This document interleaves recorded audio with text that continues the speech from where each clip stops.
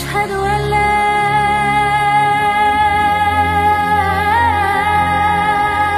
إله إلا الله. Menyingkap di balik alam arwah. Apa itu ruh? Dan apa kaitan ruh dengan jasad? Bagaimana ruh bisa keluar dari jasad? Kemudian bagaimana ruh setelah kematian manusia?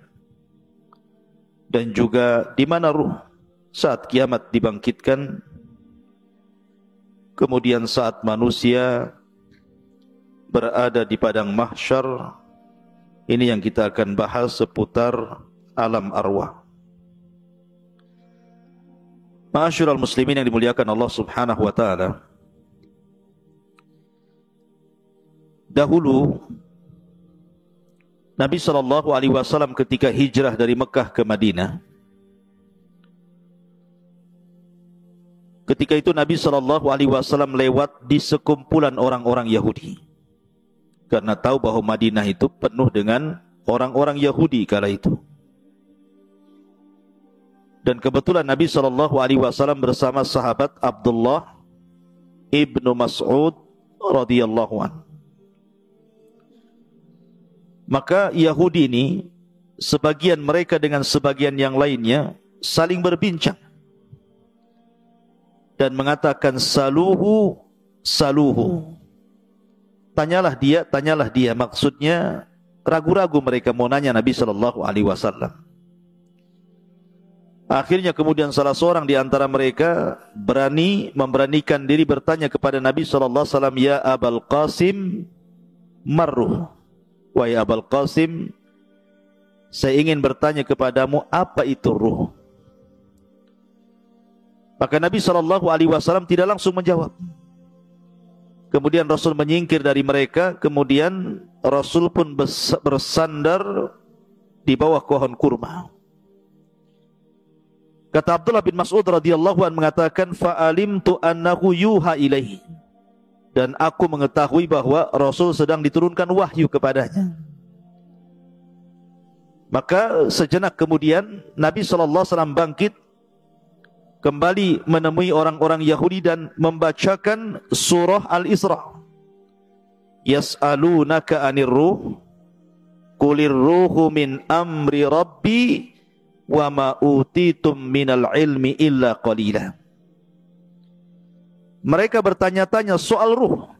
Katakan ya Muhammad kepada mereka orang-orang Yahudi itu, ruh itu urusan Rabbku, dan apa yang Allah berikan kepada kalian dari pengetahuan itu tidak banyak. Ada juga kisah yang sejenis dengan kisah ini. Ketika orang-orang musyrik Arab datang ke kota Madinah untuk bertanya kepada orang Yahudi tentang Nabi yang baru muncul di Mekah. Karena orang-orang musyrik Arab tahu bahwa orang Yahudi itu kaum yang diberikan kitab. Mereka minta pendapat tentang kemunculan Nabi yang ada di Mekah itu kepada orang-orang Yahudi Madinah.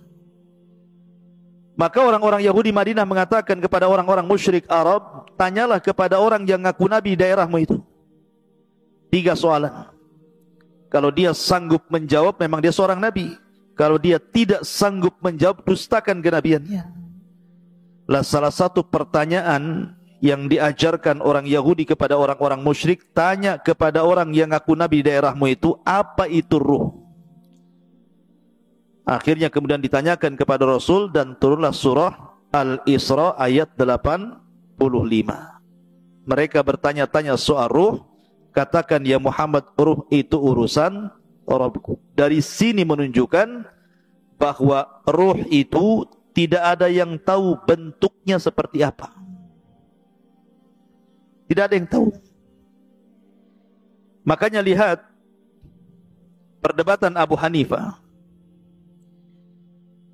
Ketika berdebat dengan orang-orang ateis soal ketuhanan. Karena orang-orang ateis ini menganggap bahwa Tuhan itu tidak ada. Tetapi kita bagi kaum muslimin, Tuhan itu ada walaupun tidak bisa dilihat, tapi bisa dirasakan keberadaannya dengan melihat alam semesta dan juga ayat-ayat syariah. Lah salah satu perdebatan Abu Hanifah dengan orang ateis itu, dia mengatakan begini, pernah enggak kamu itu duduk di hadapan orang sakit, berkunjung kepada orang sakit, kemudian duduk di hadapan orang sakit? Kata orang ateis ini, ya aku pernah. Kemudian, pernahkah engkau melihat orang sakit itu sampai menghembuskan nyawa terakhir dia, keluar ruhnya? Dia mengatakan, pernah. Kemudian kamu tahu kematiannya? Iya. Betul kamu tahu ketika ruh keluar dari mulutnya? Kalau itu, aku tidak pernah melihat. Kalau engkau mengatakan bahwa kamu tidak bisa melihat ruh saat dia kematian, bagaimana mungkin engkau mensifati Allah Subhanahu wa taala? Artinya bahwa di sini ikhwatu fiddin, ruh itu tidak bisa dilihat. Lihat kalau antum nanti menghadapi orang yang sedang sakaratul maut, pandang wajahnya sampai betul-betul nazak yang terakhir kemudian mati. Antum tidak akan tahu ruhnya dia keluar seperti apa, bentuknya seperti apa, kapan keluarnya, nggak tahu. Tahu-tahu tidak bergerak saja kan. Artinya alam ruh itu alam gaib. Kita tidak tahu seperti apa bentuk ruh itu. Makanya Allah Subhanahu wa taala mengatakan, yas'alunaka 'anir ruhi qulir ruhu min amri rabbi. Mereka bertanya-tanya soal apa itu ruh? Katakan ya Muhammad, ruh itu urusan Rabbku. Kenapa? Wa ma utitum minal ilmi illa qalila. Karena pengetahuan kita terbatas soal ruh ini. Ma'asyiral muslimin yang dimuliakan Allah Azza wa Jalla, pertanyaannya, dalam diri saya dan antum itu ada jasad dan ruh. Manusia kan terangkai dari jasad dan juga ruh. Jasad tanpa ruh tidak ada kemuliaan. Karena kalau jasad sudah terpisah dengan ruh, jasad itu jadi bangkai, dimakan rayap. Mau jasad presiden, mau jasad menteri, mau jasad orang kaya, mau jasad pejabat, kalau sudah ruhnya keluar, sebentar saja busuk, kemudian dimakan cacing tanah. Artinya tidak ada kemuliaan jasad itu. Sehebat apapun orang, kalau sudah mati, kain kafan dibawa ke keranda, dibawa ke kuburan, tempatnya pun 1,5 meter kali 1,5 meter. Kapan jasad itu mulia? Ketika ruh masuk, mulailah dia jadi mulia. Karena ketika ruh dan jasad terangkai, maka macam-macam orang itu kan. Ada yang menjadi pemimpin, pejabat, orang kaya, dan begitu seterusnya. Pertanyaan saya, lebih dahuluan mana? Penciptaan Allah ruh ataukah jasad? Lebih dulu mana? Ruh dulu diciptakan kemudian jasad, ataukah jasad dulu diciptakan kemudian ruh? Hah? Ada yang tahu jawab? Tak apa-apa, antum dengar saja. Antum jawab. Ketika Allah Subhanahu wa taala menciptakan Adam alaihi salatu wassalam, Allah menciptakan jasad Adam atau menciptakan ruhnya dulu?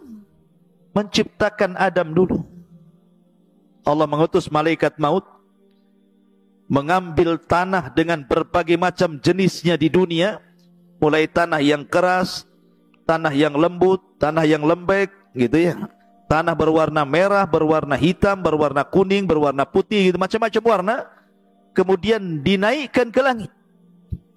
Kemudian Allah bentuk Adam alaihi salatu wassalam, membentuk menjadi manusia tersempurna, termulia. Laqad khalaqnal insana fi ahsani taqwim. Kemudian setelah Adam menjadi patung, maka Allah membiarkan patung Adam itu seperti itu, mengeras. Belum ada ruh, masih jasad. Sampai syaitan, iblis itu, saking hasadnya dengan Adam, Adam belum dititipkan ruh itu, datang, ngitarin patungnya Adam. Kadang masuk dari lubang telinga, keluar dari lubang hidung, masuk lubang hidung, keluar lagi dari lubang yang lain. Ya kan? Karena banyak lubang antum itu. Lubang sana, lubang sini gitu ya. Jadi iblis tahu bahwa Adam itu berongga. Makanya dia mengatakan, "Lau sullitu alayya la uhlikanna." Kalau orang ini diserahkan kepada aku, kuhancurkan dia. Atau kubuat dia maksiat kepada Allah Azza wa Jalla. Lihat hasadnya iblis. Dari sini Allah Subhanahu wa taala menciptakan secara zahir ayat dalam Al-Qur'an tentang penciptaan Adam. Allah belum menciptakan roh.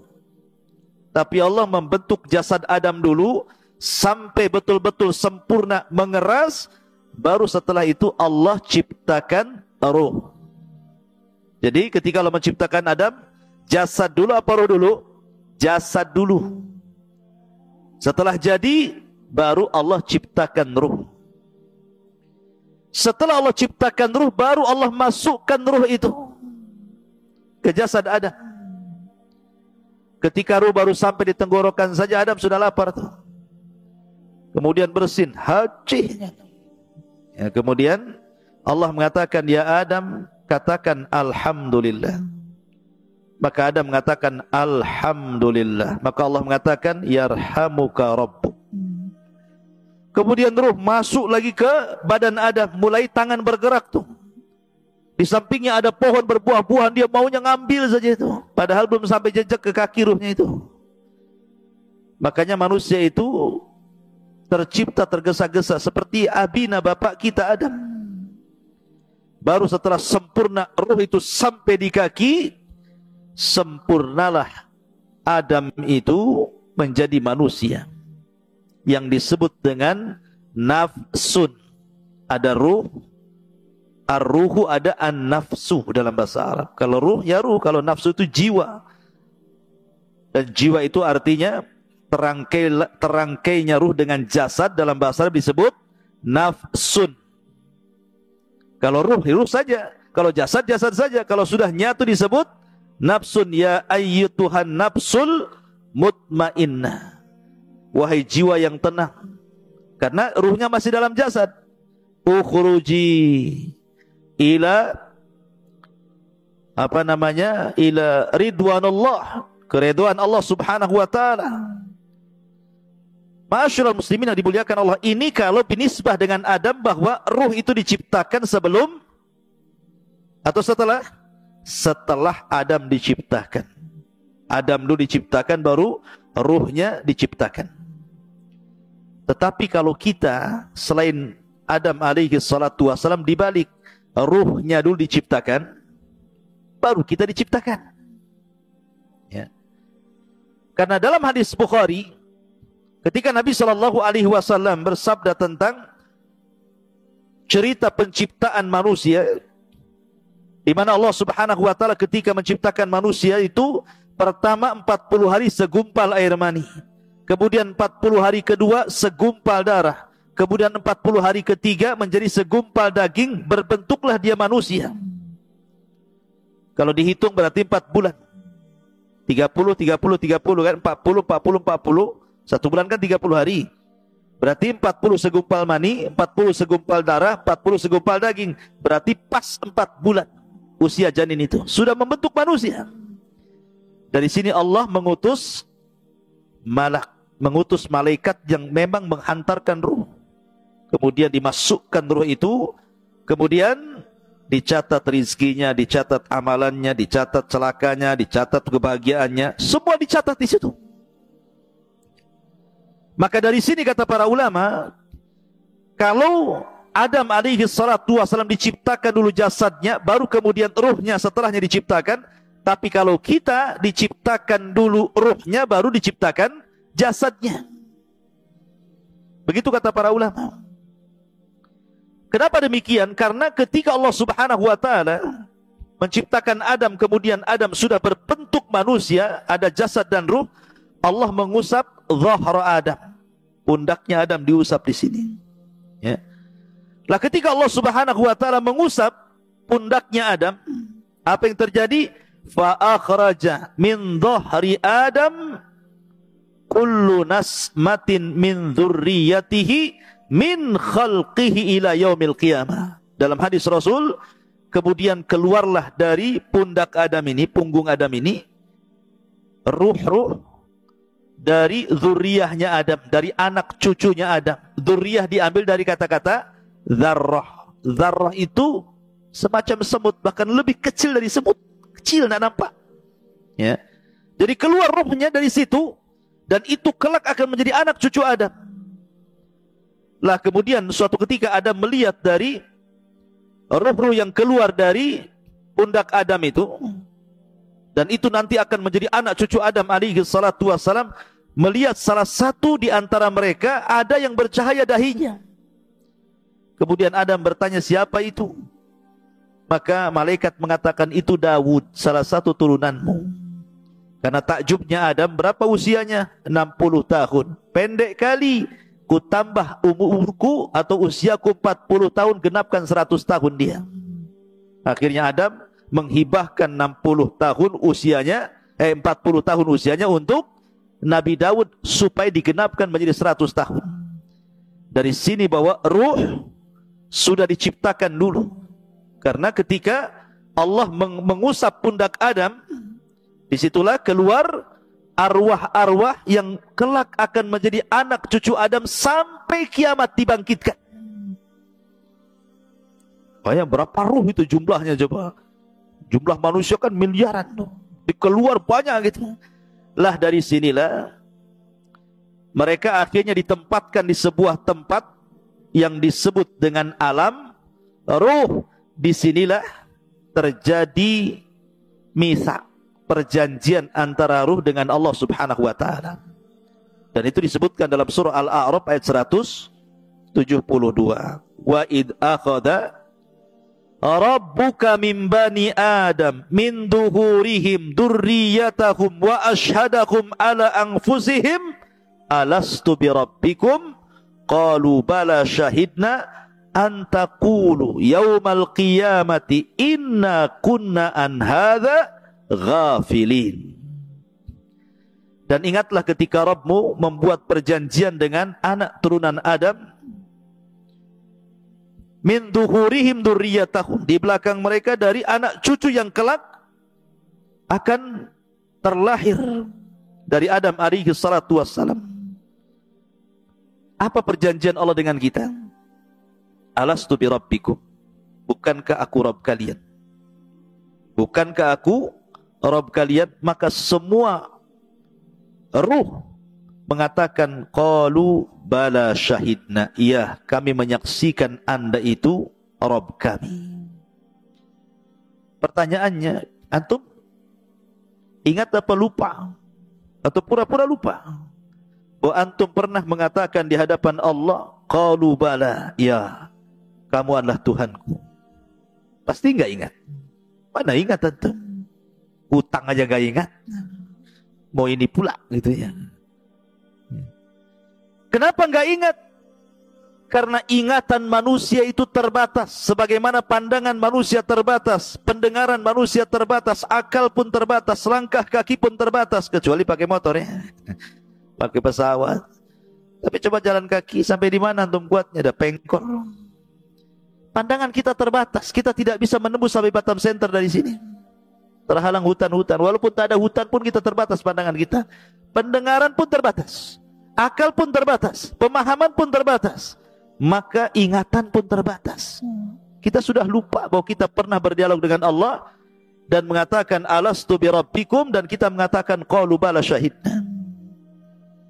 Ma'asyiral muslimin, kenapa demikian? Supaya tidak ada uzur bagi kita pada hari kiamat dengan mengatakan aku tidak pernah mengenal Tuhan sehingga aku tidak ibadah. Kita sudah diikat dengan perjanjian.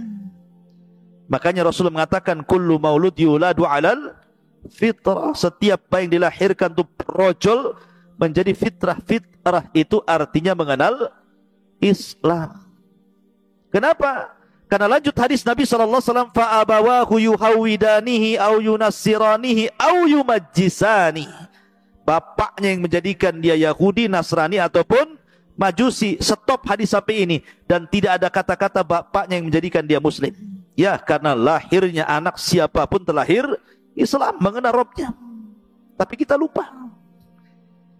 Lah di alam ruh ini pula Allah menawarkan amanah. Yang Allah Subhanahu wa taala isyaratkan dalam surah apa? Inna aradnal amanata 'alas samawati wal ardi wal jibal fa abaina an yahmilnaha wa ashfaqna minha wa hamalahal insan innahu kana zaluman jahula. Sesungguhnya kami telah menawarkan amanah. Kapan amanah ditawarkan? Ketika di alam ruh. Allah menawarkan amanah ini. Pertama, ditawarkan ke langit, ditawarkan ke bumi, ditawarkan ke gunung-gunung. Semua menolak amanah itu. Kemudian Allah menawarkan amanah di alam ruh kepada ruh-ruh turunan Adam itu. Tiba-tiba kemudian manusia pun siap memikul amanah itu. Makanya Allah mengatakan sungguh manusia itu amat sangat zalim dan amat sangat bodoh. Gunung saja menolak, langit saja menolak, bumi saja menolak, manusia pula yang lemah menerimanya. Walaupun penafsiran amanah dalam ayat ini berbagai macam ya. Apa yang dimaksud amanah yang Allah tawarkan kepada kita di alam ruh itu? Ada yang mengatakan amanah di sini artinya at-ta'atu wal faraid, ketaatan dan melaksanakan kewajiban. Ada yang mengatakan amanah di sini artinya seperti pendapat Abdullah ibn Mas'ud, artinya solat, zakat, puasa, haji. Kemudian membenarkan hadis, jujur dalam berkata, kemudian membayar hutang, adil dalam timbangan, kemudian juga amanah ketika dititipkan sesuatu barang kepadanya. Ada juga yang mengatakan bahwa amanah di sini artinya al-farju, kemaluan. Bahwa kita diberikan kemaluan sehingga harus amanah. Jangan digunakan untuk berzina, tetapi dihalalkan dengan cara menikah. Ada juga yang mengatakan amanah di sini artinya as-saum, puasa. Wal ghuslu minal janabah, mandi setelah junub. Ada juga yang mengatakan amanah di sini artinya amanah, orang itu amanah, tidak khianat gitu ya. Intinya bahwa banyak penafsiran amanah, tapi yang jelas dialog ini sebagian para ulama mengatakan terjadi kapan? Di alam ruh. Dialog ini terjadi di alam ruh. Ma'asyiral muslimin yang dimuliakan Allah Azza wa Jalla. Setelah kita tahu sedikit tentang alam ruh, lalu ruh ini kapan keluar? Kan pertama ruh menyatu dengan jasad. Kemudian kita dilahirkan ke dunia menjadi jiwa yang menyatunya ruh dengan jasad. Maka suatu ketika ruh ini akan keluar saat kematian. Bagaimana ruh keluar dari jasad kita, ikhwan? Ada hadis Bara bin Azib radhiyallahu anhu. Jadi Bara bin Azib ini bercerita suatu ketika kami, kata Bara bin Azib, keluar bersama Rasul hendak mengebumikan salah seorang jenazah. Ketika sampai di kuburan, orang yang gali kuburan itu belum selesai. Orang yang gali kuburan itu belum selesai. Lah karena belum selesai orang yang menggali kuburan itu, Nabi SAW memberikan nasihat kepada sahabat yang ada di sekitar kuburan itu. Kemudian Nabi SAW menceritakan tentang kematian seorang mukmin dan kematian seorang kafir. Coba perhatikan bagaimana ruh keluar dari jasadnya seorang mukmin dan bagaimana ruh keluar dari jasadnya orang kafir. Kata Nabi SAW, innal abdal mu'min idza kana fi inqita'in minad dunya wa ikbalin minal akhirah, apabila hamba mukmin ini hendak terputus dari dunia dan menghadap akhirat, nazala ilaihi malaikatun minas sama bidul wujuh, maka akan turun malaikat dari langit, wajahnya sangat putih. Ka'anna wujuhahumus syamsu, seperti wajahnya malaikat ini seperti matahari. Ma'ahum kafanun min akfanil jannah wa hanutun min hanutil jannah. Malaikat yang turun dari langit yang memiliki wajah yang sangat terang putih itu membawa kain kafan dari sorga dan wewangian dari sorga. Kata para ulama, ketika nanti antum mendekati ajal, malaikat yang turun kepada antum itu ada 4. Satu disebut malakul maut, malaikat kematian. Yang 3 disebut rusulul maut. Rusulul maut, tawaffathu rusuluna. Ada 3 utusan Allah, malaikat yang mendampingi malakul maut. Yang pertama membawa kain kafan, yang kedua membawa hanut, dan yang ketiga membisikkan di telinganya kalau dia seorang mukmin kabar gembira. Adapun malakul maut hanya mencabut nyawa saja, kemudian diserahkan kepada 3 malaikat itu. Ulama mengatakan dalam hadis ini, rohnya seorang mukmin itu ketika dicabut, itu dimulai dari jari-jari jemari, dari ujung-ujung jari ini, ujung jari kaki dan tangan. Jadi kalau ruhnya di sini, dia mulai berjalan, begitu juga dari kaki, mulai ke atas, ya, sampai di tenggorokan, berkumpul di tenggorokan ruhnya. Apa yang terjadi? Kalla idza balagatit taraq wa qila man rah. Apabila ruh sudah sampai di tenggorokan di sini, kata Allah, man rah, siapa yang bisa meruqyah dia?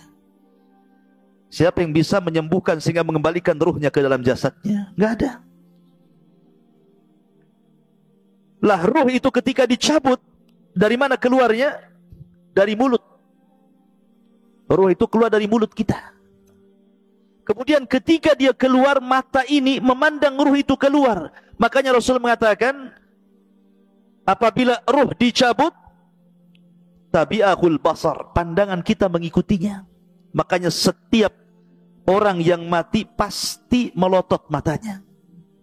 Makanya antum kalau melihat orang mati melotot, cepat antum tutup, takut menakutkan orang.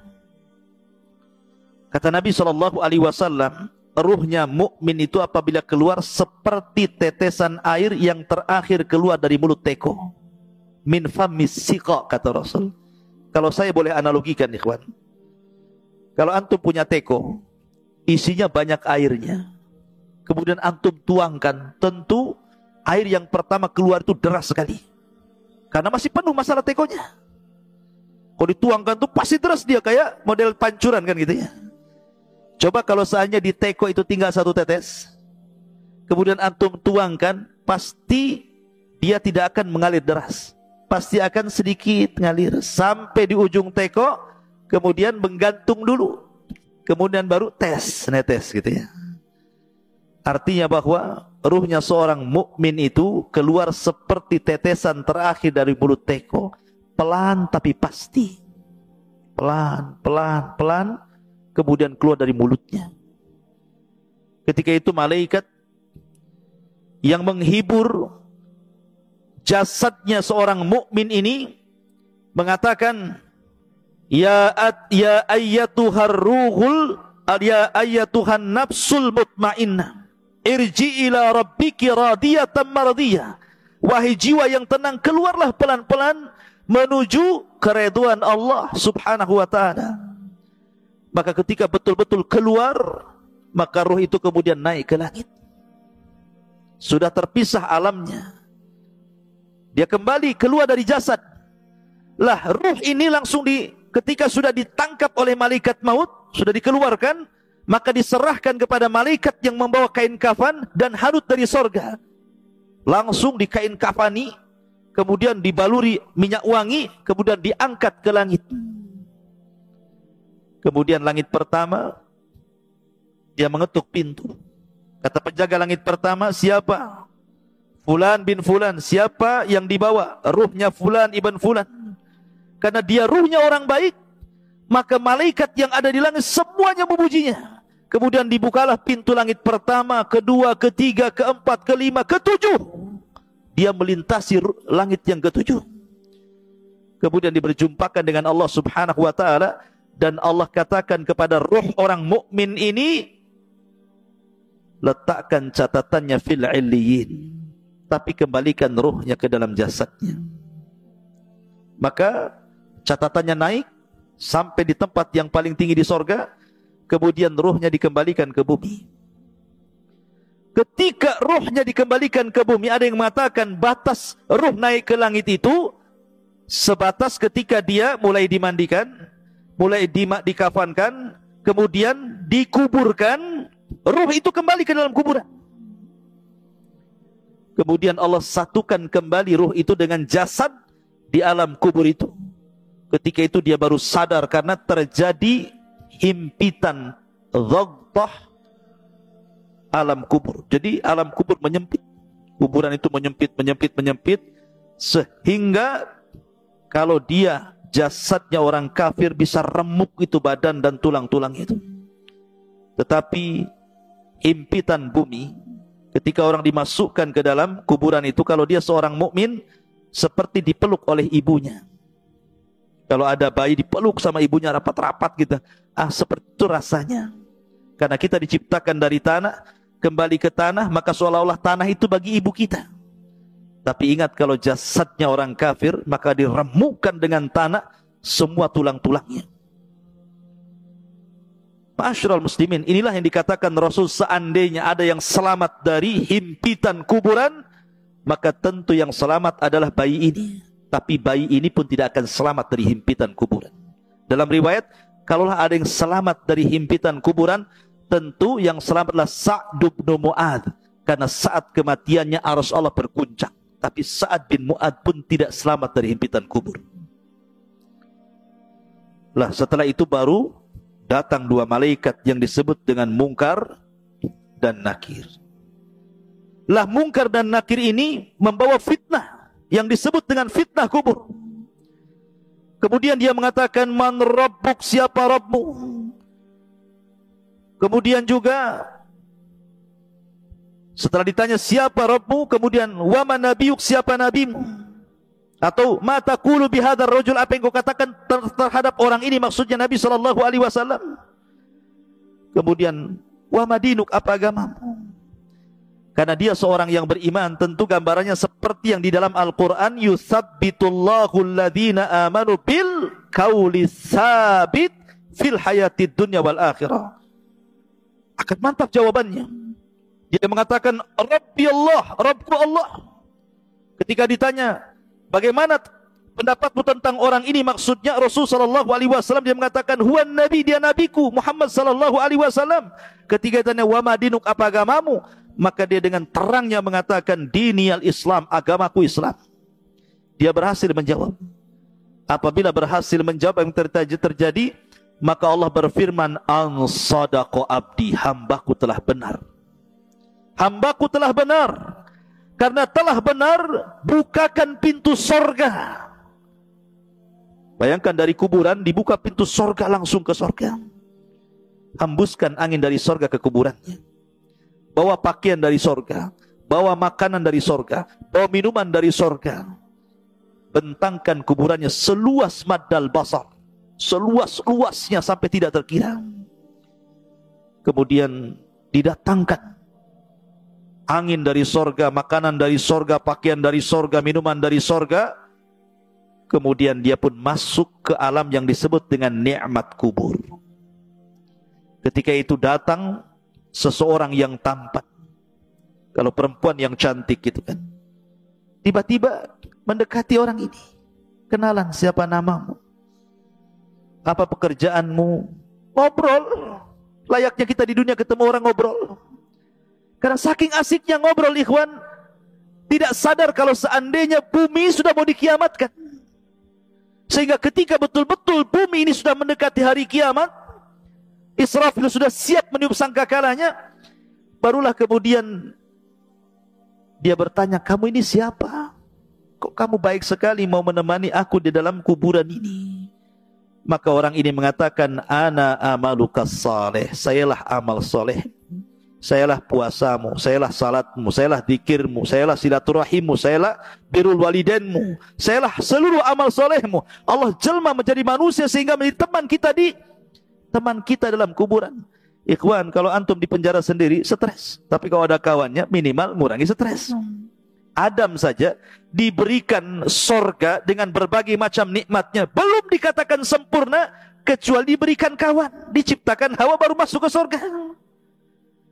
Jadi ikhwatu fillah muliakan Allah Azza wa Jal, tetapi ruhnya seorang kafir, lihat bagaimana hadisnya. Adapun ruh seorang kafir, ketika idza kana fi inqita'in minad dunya wa iqbalin minal akhirah, nazala ilaihi minas sama'i malaikatun ghiladun shidadun sudul wujuh ma'ahu almasuhu minan nar. Subhanallah. Kalau seandainya orang fajir, orang kafir, orang fajir, orang jahat ini mati, hendak meninggalkan dunia dan menghadap akhirat, maka turun dari langit itu malaikat yang ghilad, syidad, yang sangat keras, yang sangat jahat. Sudul wujuh, wajahnya hitam, kelam, gosong, dan membawa kain kafan dari neraka yang sangat busuk baunya. Kemudian dia pun duduk di samping orang yang mau ihtidar, mau mati dari orang kafir ini. Maka malaikat yang jelek rupanya ini langsung meneriakkan di telinganya, ya ayyatuhan nafsul khabithah ukhruji ila sakhatim minallahi wa ghadabi. Hei jiwa yang buruk, keluar kau kepada kemurkaan Allah dan laknatnya, keluar kamu. Coba kalau saya buat analogi, antum ada di rumah, tiba-tiba di luar rumah ada yang berteriak, keluar, keluar Noval, mau nggak uang 1 miliar? Keluar nggak antum? Keluar. Pal, keluar, kubunuh kau. Keluar nggak? Keluar tapi lewat belakang, lari. Ya. Jadi ruhnya seorang mukmin seperti tadi teriakin, keluarlah, ini saya kasih uang tumpuk 1 miliar, pasti dia keluar enak. Tapi kalau kemudian ditakut-takuti, dia nggak mau kan keluar, maka ruhnya orang kafir kan ditakut-takuti dan mengatakan, ukhruji ya ayyatuhan nafsul khabitha ukhruji ila saghati minallahi wa ghadabi. Dia kan ditakut-takuti malaikat ini. Maka orang ini tidak mau keluar ruhnya, maka dicabut paksa. Kata Nabi SAW seperti apa? Seperti pisau yang bengkok, kayak celurit. Kemudian dimasukkan ke kambing wol. Antum tahu kambing wol itu kan bisa 1 jengkal tuh. Ininya bulunya kan, kambing wol itu besar. Apalagi kalau sudah jarang dimandikan itu udah brekele itu, rambutnya itu nempel satu dengan yang lainnya itu. Jadi ketika rambut kambing ini banyak, dimasukkan pisau yang berbengkok gini ya, safud dalam hadis itu. Kemudian setelah nempel begini, disiram rambutnya, langsung gini. Jadi susah jadinya pisaunya ini. Kira-kira kalau seandainya pisau yang dimasukkan ke bulu wol kemudian disiram, kemudian dipaksa begini, apa enggak rontok semua bulunya tuh? Lah Rasul mempermisalkan ruhnya orang kafir ketika dicabut itu seperti itu. Seperti senjata yang bengkok dimasukkan di bulu kambing wol, kemudian disiram, kemudian dipaksa, rontok semua bulunya, rontok semua persenjaannya, sakit yang luar biasa. Tapi tetap dia harus keluar. Ketika dia keluar, diserahkan kepada malaikat yang membukain kafan dari neraka yang sangat busuk itu. Dia pun tidak tahan di situ, ruhnya itu diangkat ke langit. Malaikat semua tersakiti dengan ruh ini karena baunya. Ini ruh siapa? Bau busuk sekali. Semua menyingkir malaikat itu, tidak ada yang mau mendekat.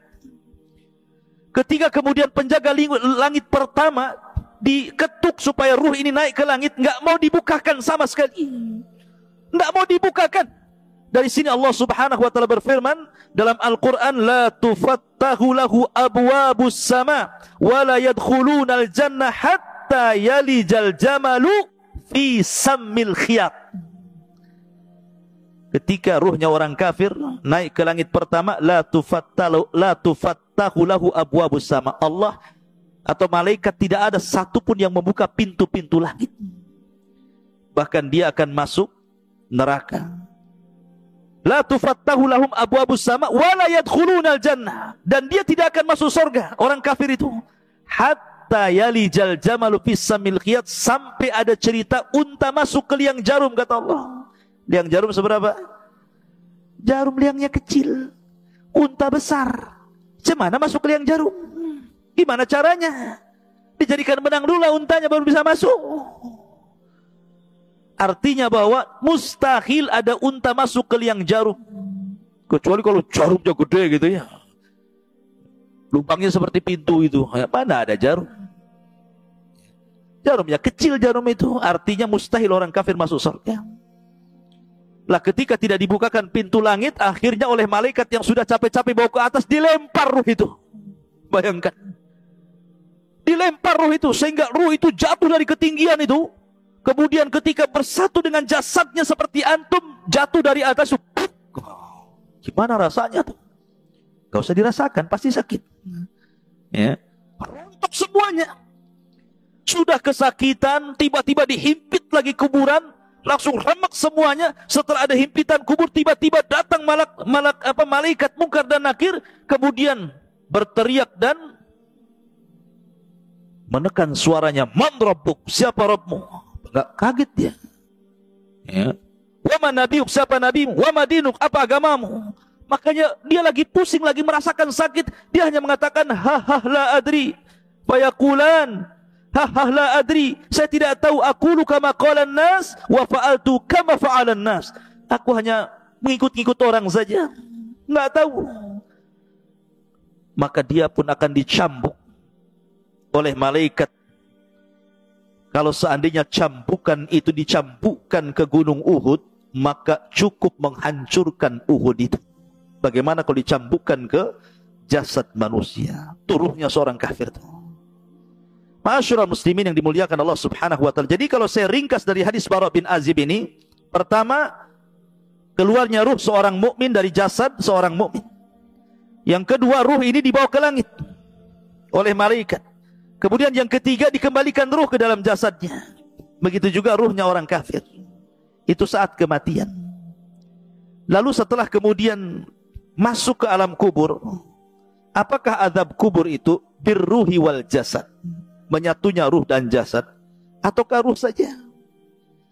Maka Syekhul Islam Ibnu Taimiyah rahimahullahu taala mengatakan bahwa azab kubur itu yang rajih menurut ahli sunnah wal jamaah, dan ini menyelisih pendapat orang-orang Mu'tazilah dan ahli kalam, bahwa yang rajih wallahu a'lam adalah ruh dan jasad dijadikan satu. Walaupun ketika di dunia jasad itu utama, ruh itu mengikut. Kalau di alam kubur, ruh utama, jasad itu mengikut. Karena alamnya sudah alam beda, alam gaib bagi kita dengan kuburan ya. Jadi yang penting ruhnya. Tetapi kalau ingin merasakan sakit, maka disatukan dengan jasadnya supaya dia merasakan bagaimana siksaan itu, sakitnya luar biasa. Maka baru disatukan jasad dengan ruh, dan itu pendapat yang kuat bahwa alam kubur terjadi birruhi wal jasad, ruh dengan jasad. Walaupun ada pendapat ruhnya saja, karena jasad pasti akan dimakan cacing tanah, akan hilang, kemudian akan hancur. Ma'asyiral muslimin yang dimuliakan, ada yang mengatakan tentang masalah di mana ruh itu dalam kuburan. Imam Malik rahimahullahu taala mengatakan bahwa kalau dia ruhnya seorang mukmin, maka ruh itu sesuka dia akan keluar masuk surga. Jasadnya tetap di kuburan, sementara ruhnya itu keluar masuk surga. Ada juga pendapat Ka'ab Ibn Akhbar mengatakan ruhnya seorang mukmin akan diletakkan di langit ketujuh di Iliyin. Adapun ruhnya orang kafir akan diletakkan di Sijin, di bawah bumi yang paling dasar. Ada juga pendapat Imam Ibnu Hazm mengatakan bahwa ruh dalam kubur itu dia tetap di situ, ya, tidak keluar dari kuburan. Ada juga yang mengatakan, Ibnu Abdul Bar mengatakan ruhnya syuhada maka akan masuk ke dalam sorga dan akan diletakkan di kendil-kendil sorga, kemudian digantung di aras-aras Allah. Adapun ruhnya seorang mukmin, maka mereka akan dimasukkan ke dalam sorga dan akan diletakkan, digantung-gantungkan di pohon sorga. Itu pendapat Ibnu Abdul Bar. Dan juga pendapat Ibnu Ash-Shihab, ya, bahwa ruhnya syuhada juga akan digantungkan di arash seperti kendil-kendil dan keluar masuk surga. Wallahu a'lam. Karena bagaimanapun pengetahuan kita tentang ruh tidak banyak. Wa ma utitu minal ilmi illa qal. Ini hanya pendapat para ulama. Adapun hakikatnya wallahu a'lam, yas'alunaka 'anir ruh qulir ruhu min amri rabbi. Ma'asyiral muslimin yang dimuliakan, lalu ketika terjadi hari kiamat, di mana ruh? Ulama mengatakan bahwa ada 7 perkara yang tidak akan binasa pada hari kiamat. Catat 7 perkara ini. Tidak akan binasa pada hari kiamat. Tetapi yang lainnya pasti dihancurkan. Ketika Israfil meniupkan sangkakalanya, semua makhluk Allah dihancur-hancurkan. Bumi dihancurkan, gunung dihancurkan, lautan dihancurkan, langit dihancurkan, bintang dihancurkan, matahari, dan begitu seterusnya. Tapi ada 7 makhluk yang tidak akan pernah dihancurkan. Ada yang mengatakan 8, ada yang mengatakan 7. Yang pertama arsy. Arsy tidak akan dihancurkan Allah subhanahu wa ta'ala. Kemudian yang kedua dan yang ketiga, al-jannatu wan nar. Sorga dan neraka tidak mungkin hancur dengan tiupan sangkakala. Kemudian yang keempat, al-ajbu. Al-ajbu itu artinya tulang ekor setiap manusia. Mungkin badan bisa hancur, tulang-tulang yang lain bisa hancur, tapi tulang ekor tidak mungkin dihancurkan Allah. Karena kita diciptakan dari tulang ekor itu. Kemudian yang nomor 5, al-lauh. Papan tempat menulis kolam itu. Al-lauh yang disebut lauhil mahfud. Tidak akan hancur. Kemudian yang keenam, al-qalam. Dan kolam makhluk kedua yang Allah ciptakan setelah arsy tidak akan hancur. Kemudian yang nomor 7, ruh. Ruh tidak akan hancur. Ketika Israfil meniupkan sangkakala, itu tidak akan hancur. Dan ini disebutkan di dalam nuniyahnya Imam Ibnul Qayyim rahimahullahu ta'ala, dan juga dalam kitabnya Syarhus Sunnah li Imam Al-Barbahari rahimahullahu ta'ala. Dan juga kitab-kitab yang lain yang menunjukkan 7 perkara tidak akan dihancurkan saat alam dihancurkan. Salah satunya ruh. Lalu ruh di mana ketika terjadi kiamat? Ruh itu terjadi ketika terjadi kiamat, maka terputuslah azab kubur, nikmat kubur, dan begitu seterusnya. Maka ruh itu akan diletakkan di eliyin yang mukmin, kemudian ruhnya orang-orang kafir dan orang-orang jahat diletakkan di sijin, di dasar bumi. Kemudian terjadi kiamat hebat. Selama 40, bisa 40 tahun, bisa 40 bulan, bisa 40 hari. Baru Israfil kemudian meniupkan sangkakala yang kedua. Ketika itu jasad-jasad oleh Allah dikembalikan lagi. Tulangnya dirangkai lagi. Kemudian dagingnya dirangkai lagi dengan tulangnya. Jadilah setiap manusia. Sehingga tanah itu dipenuhi dengan jasad. Allah mengatakan, idza zulzilatil ardu zilzalaha wa akhrajatil ardu athqalaha. Dan Allah keluarkan beban-beban berat dari perut bumi, maksudnya manusia, dilempar ke permukaan. Wa alqat ma fiha wa takhallat. Dan kami lempar isi-isi perut bumi sampai kosong, karena semua jasadnya berada di permukaan bumi. Semua jasad, belum ada ruh. Baru setelah jasad mulai dari Adam alaihi salatu wassalam sampai orang yang terakhir mati, sudah di permukaan bumi, di padang mahsyar, maka Allah mengatakan dalam Al-Quran, ruh itu kemudian dilesatkan dari iliyin dan dilesatkan dari sijin.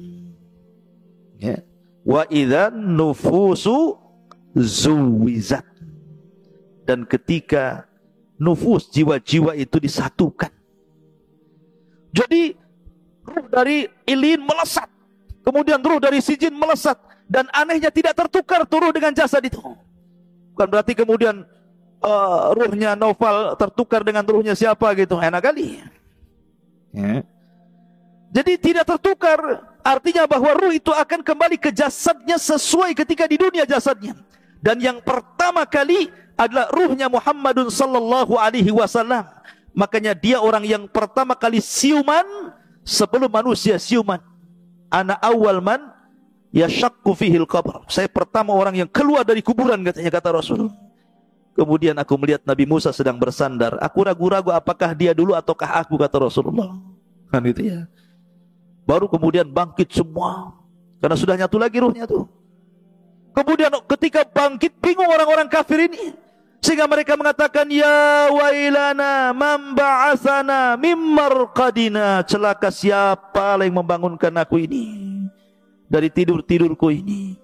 Tapi orang-orang yang beriman mereka mengatakan, hadza ma wa'adar rahman wa sadaqal mursalun, inilah janji Allah dan benarlah ucapan para rasul. Berarti dari sini terjadi infisal ruh dengan jasad berapa kali? Pertama, ketika ruh kita dengan jasad kita dalam janin terpisah, karena jasad belum diciptakan, ruh sudah diciptakan. Ya, itu perpisahan pertama, ruh dengan jasad. Kemudian yang kedua, saat kematian, ruhnya dicabut lagi dari jasad. Kemudian disambungkan lagi di alam kubur. Kemudian setelah terjadi kiamat, dipisahkan lagi ruhnya, diletakkan di Eliyin, kemudian di padang mahsyar disatukan lagi, dan tidak akan pernah dikeluarkan lagi setelah itu, baik yang masuk ke dalam surga ataupun yang masuk ke neraka. Tetapi yang ada kelak, badan kita akan dibesarkan. Kata para ulama kapan? Ketika membaca catatan amal. Ketika Naufal membaca catatan amal 1, 2, kalau itu amalan baik, dibaca maka bercahayalah wajahnya, mengembang badannya. Dibaca lagi catatan kebaikannya, makin bercahaya, makin mengembang, makin bercahaya, makin mengembang, sehingga tanpa sadar badan itu besar, sehingga tingginya 30 meter 60 hasta, lebarnya 7 hasta 3,5 meter, dan bentuk mereka semua sama, kasurati abikum Adam, seperti gambaran bapak kalian Adam alaihi salatu wassalam. Tuluhu sittuna dira'ah, panjangnya tingginya 60 hasta atau 30 meter. Barulah disitulah mereka menitis titian siratal mustaqim, wallahu alam, sampai akhirnya yang berhasil masuk surga itu karena amalan dan ketaatannya, yang tidak berhasil karena perbuatan maksiat dan dosa.